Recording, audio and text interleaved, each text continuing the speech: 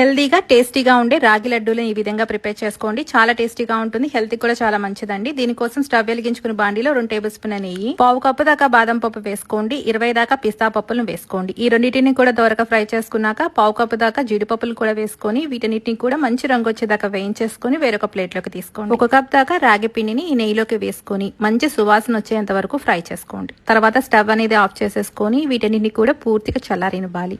Mixie జార్లో ముందుగా వేయించి పెట్టుకున్న బాదం పిస్తా అలాగే జీడిపప్పులను వేసుకొని దీంట్లోనే 3 దాకా యాలకులు వేసుకొని మెత్తగా గ్రైండ్ చేసుకోండి.